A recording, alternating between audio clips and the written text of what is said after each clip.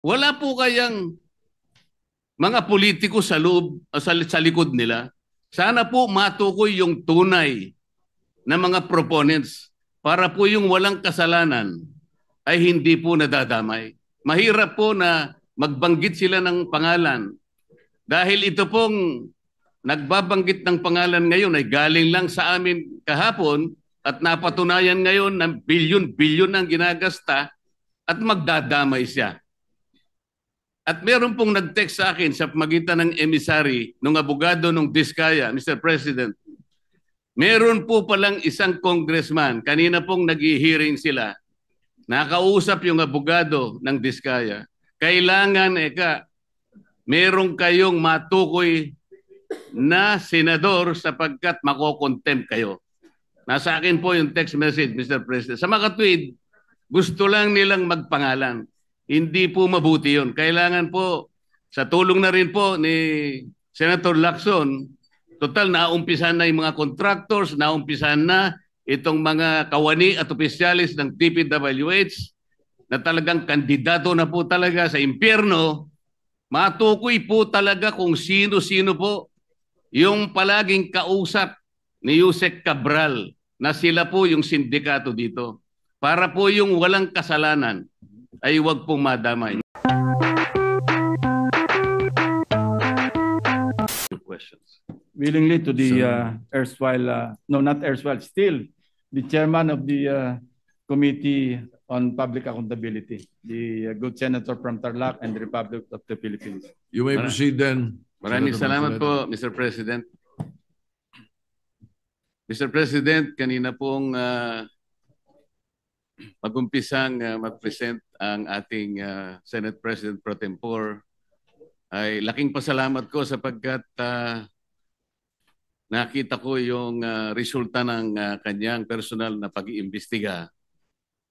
Doon po sa kauna-unahang slide, Mr. President, nakita ko po yung isang text message na galing po yata kay Yusek Catalina Cabral.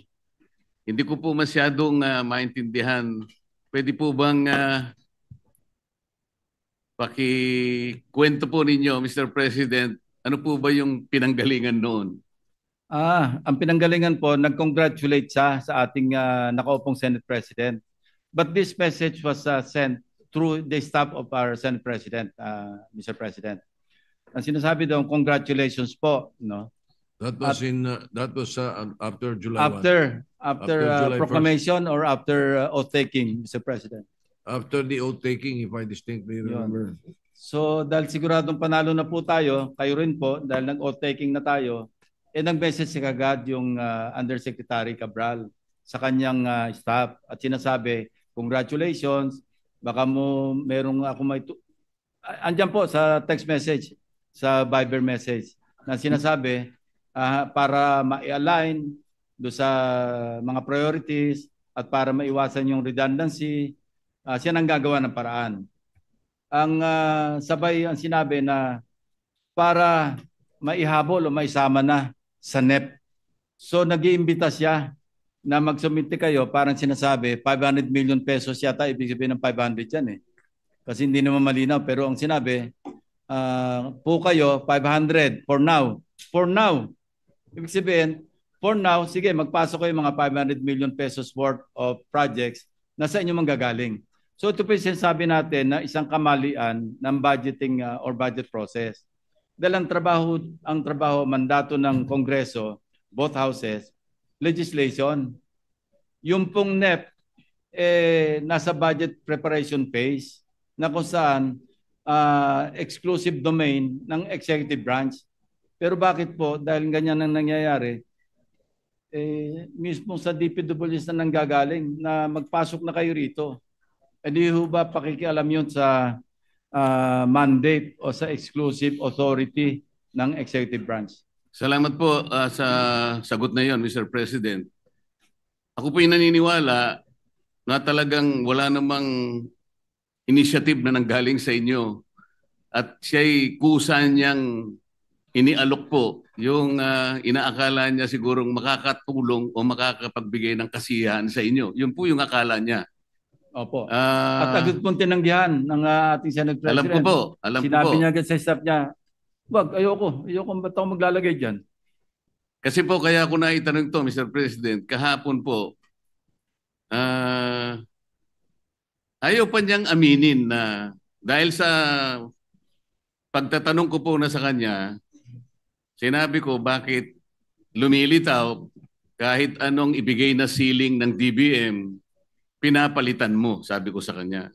Ayaw po niyang aminin yon, wala raw po siyang kinalaman kung ang pag-uusapan ay yung paglilista. Wala raw siyang kinalaman. Ngayon po malinaw na nagsisinungaling talaga siya sapagkat naipakita ko po kahapon, Mr. President, lalong-lalo na po sa flood control projects, yun pong mga insertions, aminin man niya't hindi, ngayon po inapatunayan na natin, ay talagang siya po talaga yung gumagawa dahil siya po yung Undersecretary ng Planning Services.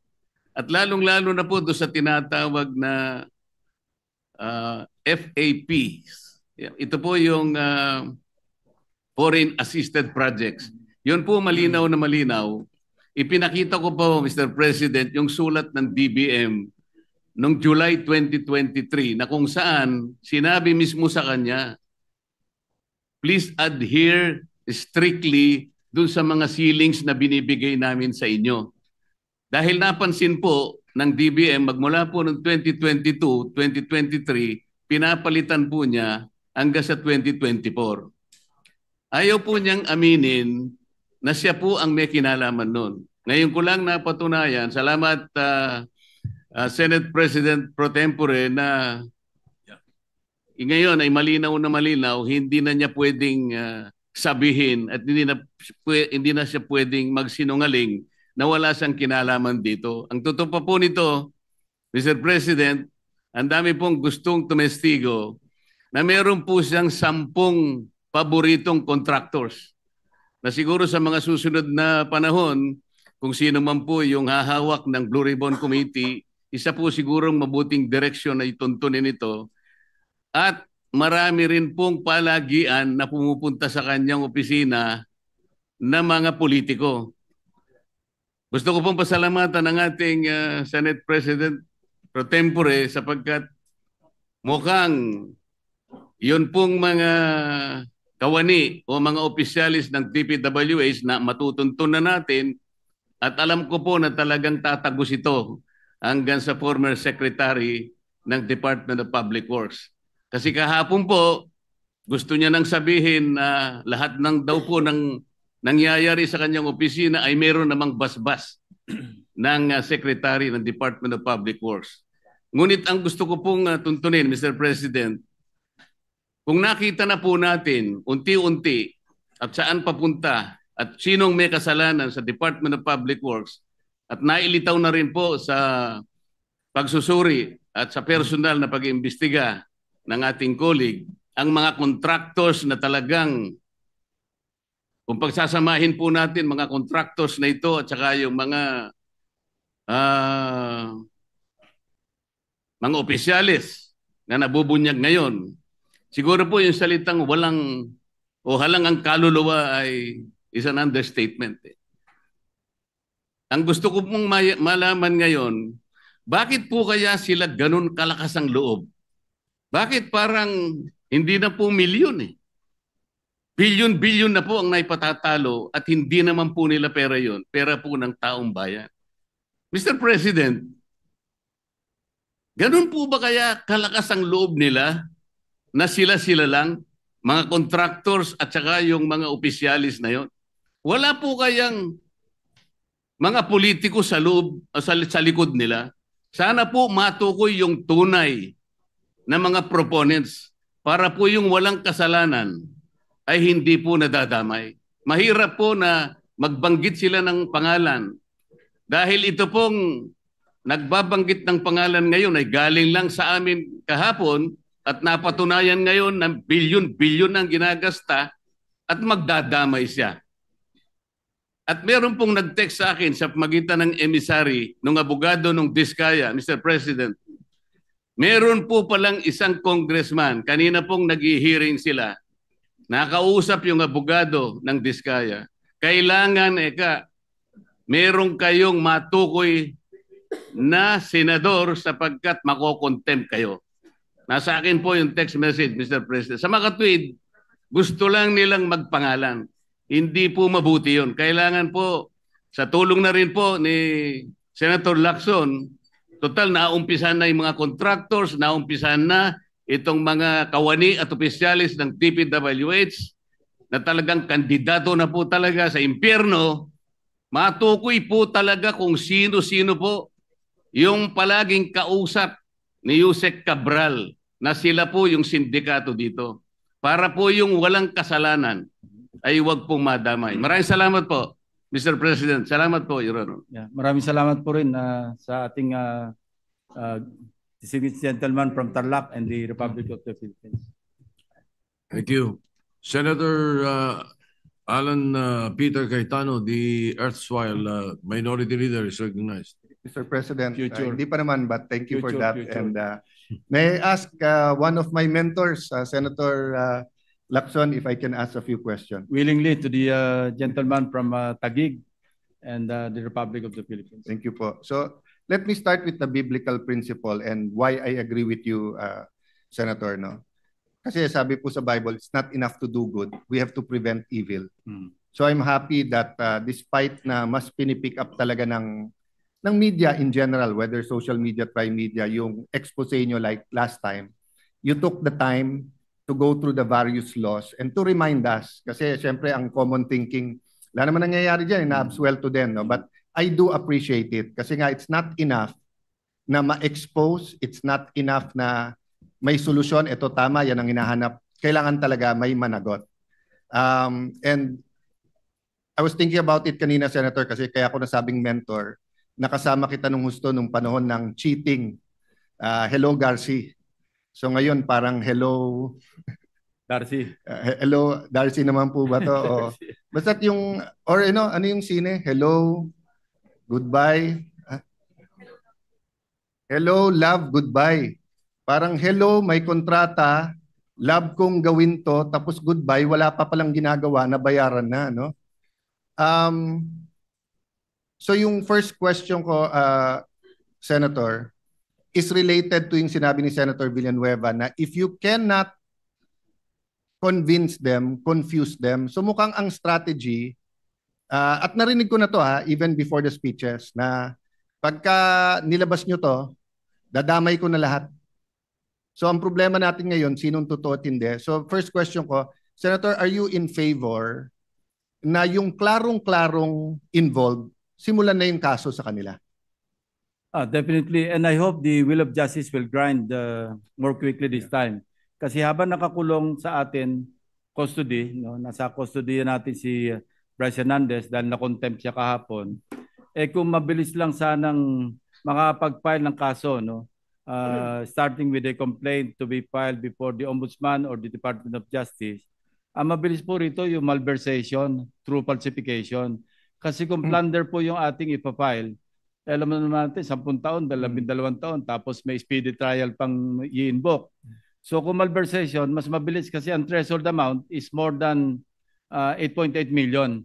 No bail na po ito. Of course, naipen po ito ng isang retired Supreme Court Chief Justice at yun yung umiiral na batas na kung saan mas madaling i-prove Kasi tulad nito, malinaw na kulang-kulang yung pirma, hindi naman kompleto, mga litrato talagang halatang pinalsify, swak na swak po and I would say open and shut case kung ipapile. And I intend to submit, as I already promised, committed to him, to Secretary Vince Dizon, lahat po ng aming nakalap, lahat ng dokumento, lahat ng attachments, ibibigay ko sa kanya para kung ma-constitute na yung independent commission para magpa-file. I think they're just waiting for the issuance of the executive order. Para na sa ganun, ma-transmit niya na kagad at masimula na kagad yung pagpa-file ng complaint. Kasi hindi rin madali. Medyo process yung preliminary investigation. Kung ombudsman man yan, baka mamaya idaan pa sa fact-finding investigation. Hindi agad-agad mag-PI. So yun po yung ating problemang hinaharap na kaya Actually- nawawalan ng gana yung ating mga kababayan sa tagal. Yes. Actually, Mr. President, nasagot mo na rin yung susunod kong tanong, which is, well, technically, no, which is, will you be in favor of partial committee reports kung klarong-klaro? Kasi nga may sistema na rin ang ombudsman na pagka nanggaling sa Senado o House, no? So I know it's fraught with dangers and you don't have to answer me now, but just to your point, di ba, na if the investigation takes us till the end of the year sa dami at saka pa tayo mag-committee report, may pangalawang debate dito sa committee report. Pero halimbawa, may nakita na kayong, as of now, Mr. President, ilan po yung nakita nyo na ghost na klaro? Napakarami. Sa Bulacan po, hindi lang namin sinama. Ang bilang namin, mga 30 eh. So for example lang, Mr. President, no? Let's say sa 30 yon, meron 4, 5, 6 na tao na napaka-clear. Let's say yung pumirma na completed, yung contractor. Tapos for example, kung may COA report na lumabas sa COA report na yon na completed, edi pwede rin. Kung wala pa namang COA report, hindi naman kasama yon. But ang point ko, Mr. President, is that kasi pagka yung klarong-klaro na guilty or at least the evidence is overwhelming, that will also help us get direction. Pero kung hihintay natin ilan, paano kung ang involved dito, 1,000, 2,000, 5,000 tao, guguluhin lang po nila eh. Yes, Mr. President, that is not without President, no? Yes. Dahil nagawa na natin ito eh. Nagawa tayo, yung committee, nagsubmit ng partial at ito'y pinag-usapan natin sa plenaryo at nung na-adapt, pwede natin ipadala sa Ombudsman or sa DOJ. And Mr. President, it will not affect the case. So It will not affect So meaning if we find out later on that there was a legislator or a secretary or a undersecretary involved, you can still file the case. Kasi ang masama po, di ba, kung final na natin ngayon laban sa 5 tao, tapos bawal mo na i-file against 3 tao, yung 3 tao na yun ay mastermind, then we agree it will be a partial whitewash. Pero hindi, this is not the case here. No, the case here is that if in the course of investigation may lumabas na equally as guilty or mastermind or accessory or accessory after the fact, pwede pa naman pong kasuhan yon. Yes, Mr. President, as long as kompleto resibo. Kasi mahirap yung sabi-sabi, turo ka ng turo, asan yung pruweba mo? That's right. Hindi po ba? And that's part of the confuse them. So one of the effects of today of naming 2 senators, burahin ko muna yung pangalan ng 2 senador. Sabihin natin hindi sinabi yung pangalan ng 2, sabihin natin hindi kilala. May chilling effect din yun eh. Para bang sinasabing, oy, pag nag-ingay din kayo at nag-imbestiga din kayo sa Blue Ribbon dito, ipapangalan naman namin kayo. Di ba? Ang daling magpangalan ngayon. And I'll go beyond pinangalan ka na tumanggap. Ngayon parang lumalabas is nag-advocate ka lang ng isang proyekto. Or yung, for example, no, if a state university now suddenly has a building, what if ikaw yung presidente, wag ng congressman o senador, ikaw ay pangulo ng university na yon at gusto mong itayo yung building. Parang may implication ka agad na kasama sila sa kalokohan. Paano ko yung building na yon na-inspect, wala rin namang mali.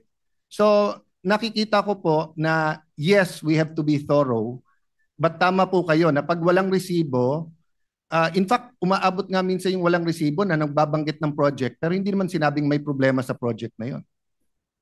Yeah, speaking of chilling effect, Mr. President, I remember, no, just occurred to me, noong yung na policy issue exploded right in our faces, ako pa mahimbing ang tulog ko noon kasi wala naman po akong pork barrel. So, mahimbing ang tulog ko. Hindi ako nag-aalala na kinabukasan, pagbukas ko ng dyaryo, makikita ko yung pangalan ko doon. And similarly, in this particular issue, pag ako po naturo, baka manghabol ako ng taga. Well, unang-una, Mr. President, alam naman po natin relationship natin dalawa. We don't always agree, but you've always looked over my back then. I hold the record of the fastest to be confirmed because of you and of course, the Senate President sa DFA. But alam niyo, Mr. President, unfortunately, gusto ko man matulog po kayo na mahimbing pag tinanggap niyo yung trabahong yan. Kasi natandaan niyo po nung Napoles, may umiikot na abogado or may mga umiikot noon na parang pag hindi kayo nagbigay, isasama kayo sa listahan. And like you, matahimik ang maganda tulog ko. Bakit po? Because medical, ginagamit ko po noong time na yon yung pork barrel. Pero panay medical assistance and walang cash. Hindi ako naglagay sa kahit anong NGO, sa kahit anong mahimbing ang tulog. But then before mag-end yung hearing natin, may nilabas naman sila. Walang project, walang advance, pero natulungan ko sila. So pwedeng biglang may mag-appear dyan na sabihin si Senator ganito, si Congressman ganyan. Pati Presidente pwedeng sabihin, actually nagbigay ako nung eleksyon dyan. And because walang resibo, the reality it could be true or not. So I'm just happy that we discussed that. I'm not saying they're confusing us. I'm just saying it can be done. Which goes to my second to last point, Mr. President. I thank you for the very comprehensive list of laws. Kung pwede lang po ako magdagdag ng isa. Sige po. Kasi the benefit po of having a Senator Lacson is he was not only an ordinary policeman, a chief PNP, and also, what was the official designation sa PACC? Chief po. Chief, no? Presidential Anti-Organized. So yung build up, yung investigasyon at build up, likha sa inyo. Kasi sa ibang trial lawyers, lalo kung hindi ka naging prosecutor, alam mong guilty pero walang build up walang investigasyon no? So I'd like to bring to point, just like Senator Villanueva, itatanong ko sana to. Actually, sumulat ako kay Chairman Marcoleta sa Blue Ribbon na mag-attend ulit ang hepe ng BIR. At kasi nabasa ko sa dyaryo, nilowa na daw nila yung mga contractor ngayon. But nung araw po, isang lowa lang sa isang taon. Ngayon, 3 po o 4 pwede. So maraming nagrereklamo na tuloy-tuloy yung mga lowa. So gusto ko sanang malaman, kaya sumulat ako, pinapacheck ko sa staff ko kung sumagot ang BIR. In the last 3 years kaya, etong nakakakuha ng bilyon-bilyon, na-issuean kaya to ng lowa ng BIR, ng regional directors? And if yes, ano yung resulta? Kasi kung ghost, Mr. President, diba? Makikita mo sa audit Ang point ko, Mr. President, gusto ko idagdag yung Al Capone theory. Na pag hindi mo mahuli sa murder, sa smuggling ng alak, sa prostitution, sa smuggling, pero kitang-kita yung pera, pwede din natin idalihin yan sa tax evasion. Yes, I fully agree, Mr. President. Ang problema, as pointed out by our Senate President during his interpellation, sinabi niya merong isang contractor, ito yung Alpha and Omega, may kaso na sa Court of Tax Appeals, nirenew pa uli ng pickup yung kanyang lisensya. So how can you reconcile kung hindi systemic yung corruption? I don't know what is. Yes. No, I agree, but someone we know very well commented and was congratulating you. But sabi din niya, tandaan natin, hindi lang DPWH, marami pang iba. I think nabanggit niya BIR. Siya nagbanggit, hindi ako. But ang point ko, if we really want to get away if we want them to get away, we do not address the culture. And I think this has been your life's work, not only to expose, but to, that's why that's why nga pagdating sa pork barrel, you decided na, hindi na, because you want to get away, you want to take away, not get away, you want to take away that culture. You want to replace that culture with a culture that doesn't promote corruption. So natutuwa ako na yung customs, umakto kaagad, hinabol yung mga sasakyan. Natutuwa din naman ako sa BIR na nag-issue kaagad, tinignan, nag-issue ng LOA. I think mag-executive session bago nila i-submit. But I want to look deeper, Senator Kuya Ping, na sana matignan din natin ano pang ibang ahensya ang pinagtakpan tong mga, kasi ang isang tinitignan ngayon ng BIR, social media. Pero kung makikita natin yung tinagurian Nepo babies, grabe po yung yung kayamanan nandun So ordinarily, kung anak po yan ng mga oligarchs natin, na BIR na yan For all I know, baka na BIR na. Hindi ko lang sure, but baka pwede nating tignan. And the last point, Mr. President, may I request your staff na ibalik dun sa text ni Yusek Kati. May isa lang po akong comment kung papayag kayo. That's the most popular and most demanded part of the privilege speech. Pakibalik nga uli yung text message. By the way, I asked the permission of the Senate President if I could... Yes, of course, Mr. President. And of course, Mr. President, we are covered by immunities and by plenary power precisely so that, in aid of legislation, we can do this. And yung blue ribbon goes beyond in aid of legislation. So sabi pala ng staff ko, sumagot ang BIR pero yung dokumento at detalye sa executive session. So I look forward to that.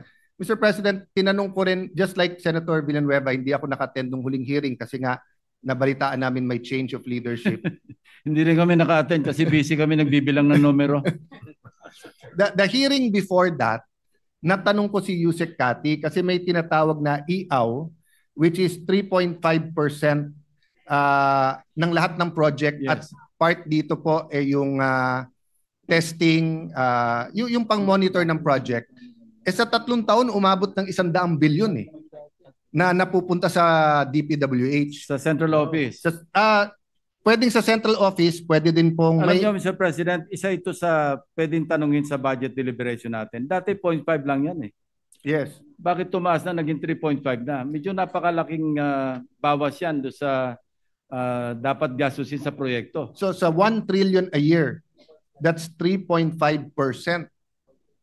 So sa 3 years, di ba, gaano kalaki yan? But ang point ko po, biglang hindi lang amnesia Parang ang sagot ni Yusek Kati panay hindi niya alam, etc. Tapos tinanong ko siya doon sa geotagging. Sabi ko, nabanggit ngayon ni Senator Mark na may geotagging, hindi din daw niya alam dahil sa planning. So I just wanted to point out... Mr. President, if I may interrupt, yung geotagging na yan, panahon pa ni Secretary Singson, ginagawa niya na yun Pagka meron tayong budget deliberation at nandiyan sa plenaryo, magtanong ka sa kanya ng yung status ng isang proyekto, titingnan niya lang sa iPad niya, sasabihin sa iyo So the point I want to make, Mr. President, is parang sunod-sunod ang sagot niya na hindi niya sakop, hindi niya alam, hanggang tinanong ko siya na meron naman kayo execom. Pero dito po sa text message, ang linaw sabi niya, tingnan niyo para ma-vet ko.